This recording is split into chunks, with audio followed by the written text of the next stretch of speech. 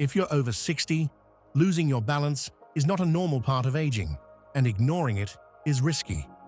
But a few simple exercises a day can help you walk steadier, feel stronger, and reduce your risk of falling. Quick disclaimer: always hold a chair, wall, or countertop for support. Move slowly and stop if you feel pain or dizziness. Consult your doctor or healthcare provider before beginning any new exercise or routine.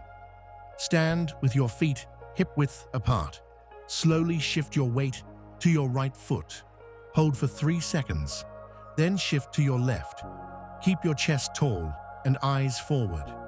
This helps retrain balance and body awareness. Place one foot directly in front of the other, heel touching toe. Walk slowly forward like you're on a straight line. Use a wall or chair for support if needed. This will improve your walking stability. Hold onto a chair, lift one foot slightly off the ground and balance, then switch legs. This exercise strengthens your ankles, hips, and core. Stand tall and slowly lift one knee at a time.